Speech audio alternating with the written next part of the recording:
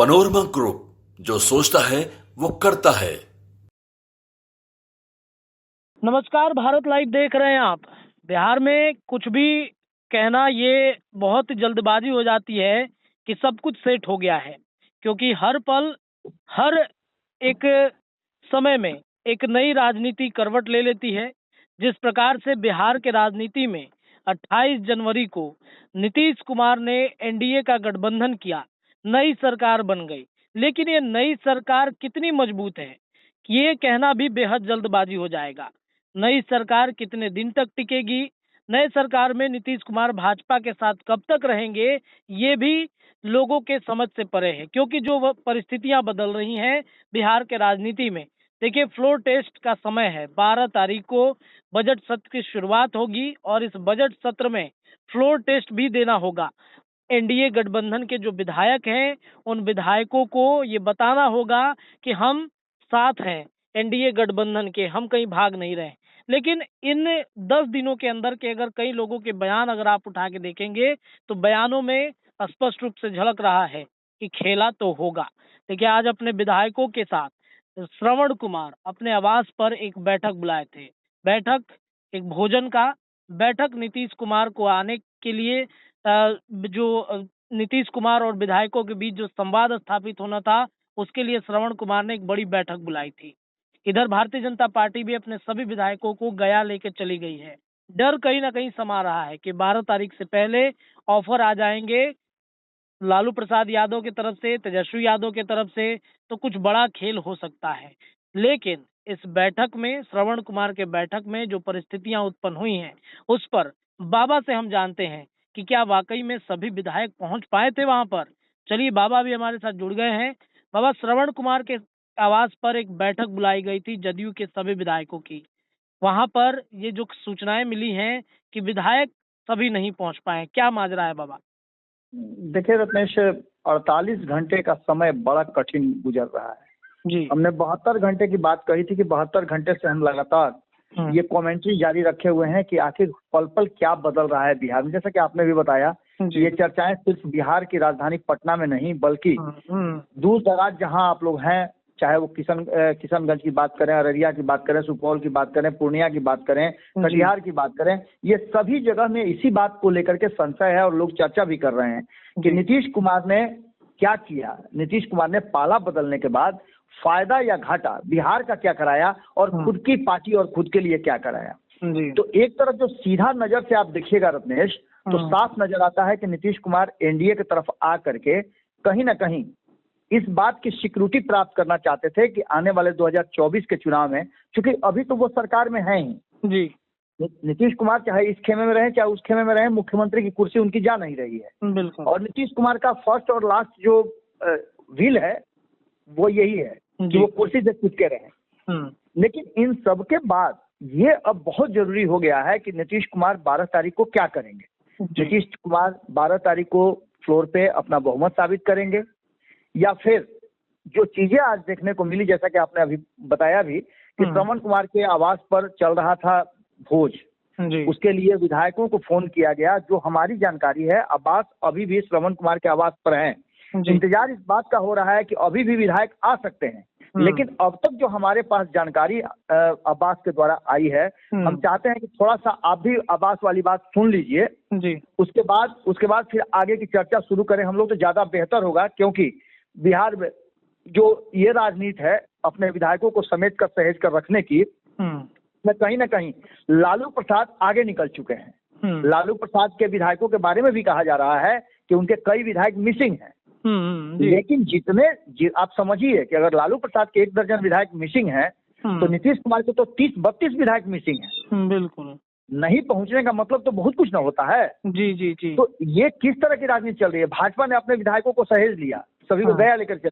कांग्रेस अपने विधायकों को एकजुट रखे हुए है। सीपीआई-एमएल के लोग एक साथ एक जगह इकट्ठा हो गए हैं जी। इस बीच में आपको बता दें कि एक और बड़ी घटना घटी है कि जीतन राम मांझी से सीपीआई-एमएल के विधायक जो हैं महबूब अली जाकर के, महबूब आलम, वो जाकर के मिले हैं। तो ये सारी बातें हो रही हैं। लेकिन इससे पहले हम लोगों को ये जानना जरूरी है कि अब्बास जो श्रवण कुमार के स्पॉट पर हैं, क्योंकि बिहार के मुखिया नीतीश कुमार है और बहुमत साबित भी नीतीश कुमार को ही करना है। तो विधायकों को जो बुलाया गया और बहुत सारे विधायकों ने ये कहा, जो हमारी जानकारी मिल रही है कि आप फ्लोर में बहुमत साबित कीजिए ना, आज मेरी जरूरत क्या है, इससे पहले तो मेरी जरूरत नहीं थी आपको। यानी बहुत ही कटाक्ष वाली बात हुई है। इस सबके बावजूद अगर इन बातों पर हम पर्दा भी डाल देते हैं कि चलिए ऐसा नहीं हुआ होगा, ये भ्रम है, तो ऐसी स्थिति में आप जो यहाँ नजर आ रहा है फ्लोर पे, हम चाहते हैं कि आप देख लीजिए उसको, क्योंकि आप पटना में है नहीं, इसलिए हम चाहेंगे कि वो देख लें तो हम लोग इस चर्चा को और आगे बढ़ा सकते हैं। जी। तो जैसा कि आपने देखा रत्नेश, सीधी सी बात नजर आ रही है और अब्बास ये बात बता भी रहे हैं कि कहीं ना कहीं जो विधायकों की संख्या है वो बिल्कुल कम है, जिस कारण से नीतीश कुमार टेंशन में वहां आए भी और बिना देर किए हुए तुरंत वहां से निकल भी गए। इसके मायने क्या निकाले जाए?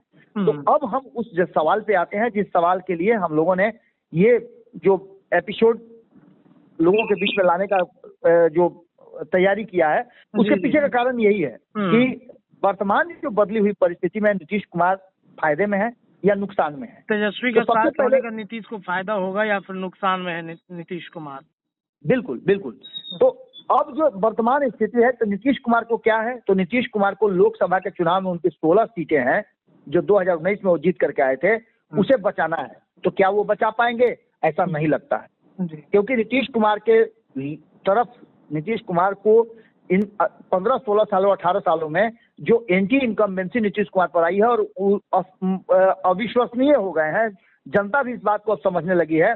आप लोग लगातार कई क्षेत्रों में भ्रमण कर रहे हैं जहां नीतीश कुमार के ही सांसद हैं, वहां का फीडबैक मुझे मिला है और आप खुद बेहतर बता सकते हैं कि वहां लोग क्या कह रहे हैं। हम आपसे जानना चाहेंगे कि लोग वहां कितने संतुष्ट हैं, ये फायदा हुआ है कि नुकसान है, जरा आप हमको बताएं।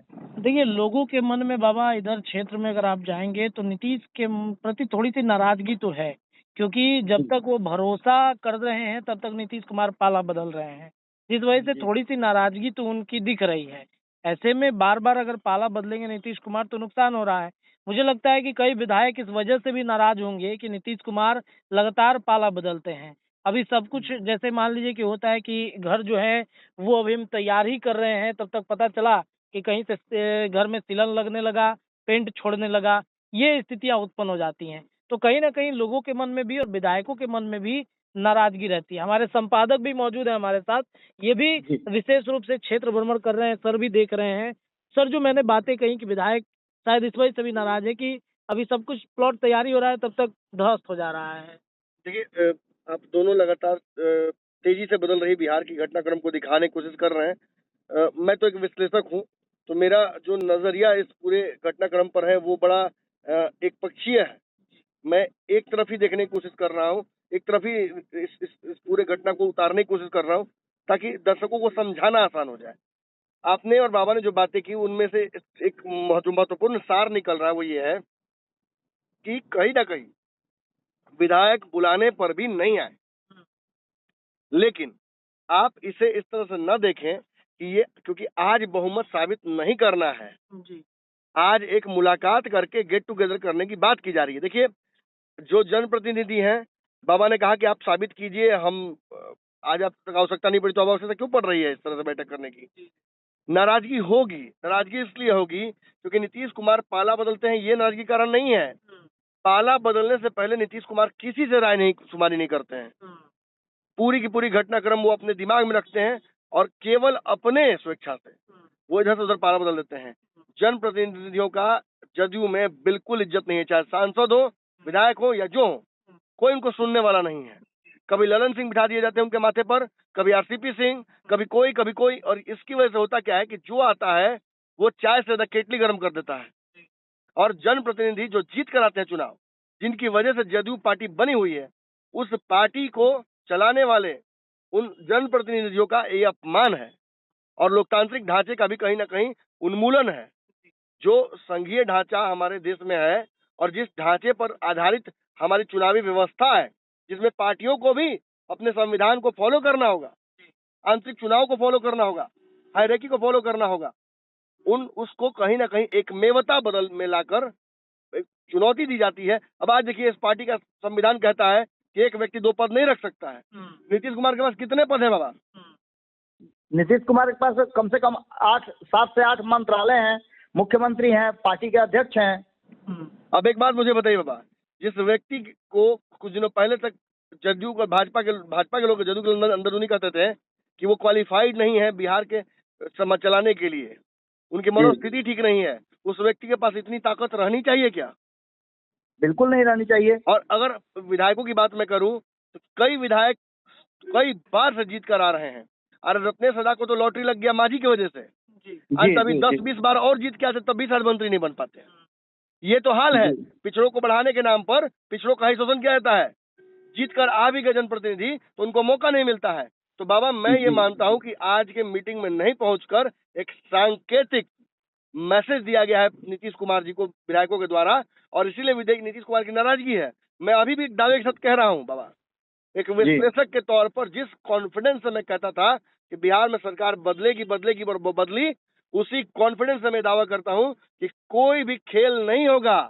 दरअसल खेल हो चुका है, खेल बहुत पहले ही हो गया। जिस दिन बिहार में सरकार गिरी, खेल उसी दिन हो गया था। उससे बड़ा खेल इस पूरे साल में 2024 में नहीं होना है। इसके बाद जो होगा वो सब कुछ पहले से स्क्रिप्टेड है।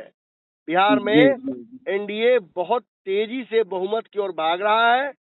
2024 में भी यहाँ बहुत तेजी से उनके पास एक बड़ी संख्या में सीटें होने जा रही हैं।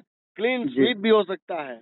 इसके अलावा विधानसभा चुनाव में भी भाजपा और नीतीश साथ रहेंगे। इसको लेकर सहजता से नीतीश कुमार ने आडवाणी और बाकी नेताओं से मुलाकात करके ये मैसेज दे दिया है। अगर इस मैसेज को आप नहीं पढ़ सकते हैं, डिकोड नहीं कर सकते हैं, तो निश्चित तौर पर आप इस भ्रम में पड़े रहिएगा कि खेल होगा। आज ही हमने देखा संजय सौरागी हो या फिर भाजपा के नेता, जो बात मैंने आज पंचनामा में कही है, सेम बात रिपीट कर दी है उन्होंने कि खेल जो होना था वो तो हो गया, भ्रम में मत रहिए। निश्चित तौर पर बिहार में अगर आप हो या अभी अगर थोड़ा सा भी संशय की स्थिति बनी हुई है खेल होने के लेकर, तो केवल और केवल श्रेय जाना चाहिए लालू यादव को, जिन्होंने अपने राजनीतिक कद और सूझबूझ का प्रयोग करके बिहार में एक विपरीत परिस्थिति में भी अपने लिए संभावनाएं जिंदा रखी हुई हैं। बस इतना ही हो रहा है बाबा। चलिए, बहुत बहुत आपका धन्यवाद। लेकिन इसके साथ साथ मैं 2-3 बातें कह करके अपनी बात समाप्त करूंगा कि सबसे पहली बात यह है कि जो नमन जी ने कही है उस बात में एक और बात छिपी हुई है कि क्या 20 महीने पहले ये 243 विधायक चाहेंगे कि उनका कार्यकाल समाप्त हो जाए? ऐसा नहीं चाहेंगे। वहीं दूसरी तरफ भारतीय जनता पार्टी, आपने बहुत सी बात कही, कोई क्यों चाहेगा कि दोनों चुनाव साथ में हो? अब देखिए, विधायकों के पास एक ही मोटिवेशन था कि अगर कहीं चुनाव साथ हो तो हम भाजपा की तरफ चले जाएं। तो भाजपा की तरफ तो पहले ही चुनाव से आ गए, तो अब तो कोई दिक्कत ही नहीं है उनको। बिल्कुल। और दूसरी सबसे महत्वपूर्ण बात है नमन जी कि नीतीश कुमार 160 विधायकों वाले गठबंधन के नेता होते हुए भी वो 160 विधायकों को नहीं रख करके अपने साथ 128 विधायकों के साथ सरकार बनाने का फैसला लिए। तो इसके पीछे भी नीतीश कुमार की रणनीति और राजनीति साफ नजर आती है। नीतीश कुमार इस बात को समझ चुके थे कि INDIA गठबंधन दूर दूर तक टक्कर नहीं दे रहा है। आपको याद होगा कि आप जिस दिन राम मंदिर का उद्घाटन हो रहा था उस दिन आप सीतामढ़ी में थे और वहां से पटना तक की यात्रा के बीच में आपने देखा कि किस तरह का इस बिहार में माहौल था। ये बातें सब समझ गए थे नीतीश कुमार, और इसको समझ करके बड़ी सोची समझी रणनीति के तहत वो आए हैं। इसका सीधा मतलब है कि कहीं ना कहीं जो तेजस्वी के साथ छोड़ने का नीतीश कुमार को फायदा होगा या नुकसान होगा, इस बात पर चर्चा जो चल रही है, ये पूरी तरह से निरस्त करते हुए, जैसा नमन जी ने बताया भी कि आगे भारतीय जनता पार्टी का जो प्लान है वो सक्सेस होता हुआ दिखाई दे रहा है। जी बिल्कुल बिल्कुल बाबा। चलिए दर्शकों, तो ये विश्लेषण में फिलहाल इतना ही। जो परिस्थितियां उत्पन्न हुई है बिहार के राजनीतिक गलियारे की, उस पर हमने चर्चा कर दी। हमारे संपादक ने बता दिया क्या कुछ होने वाला है। ऐसे ही तमाम चर्चाएं जारी रहेंगी। जुड़े रहिए भारत लाइव के साथ। धन्यवाद। पनोरमा ग्रुप, जो सोचता है वो करता है। अगर ये वीडियो पसंद आई और वह बिहार के राजनीति और बिहारियत से सरोकार रखेनी तो सब्सक्राइब बटन दबा के चैनल के सब्सक्राइब कर ली। ओजे एगो घंटी बा, ओकरा बटन दबा देला से कुल सटीक और मारक खबर रुआ मुफ्त में मिल जाई। अगर रुआ पत्रकारिता के हमनी के नया प्रयोग में सहयोग कर चाहतानी तो ज्वाइन बटन दबा दी। पेटीएम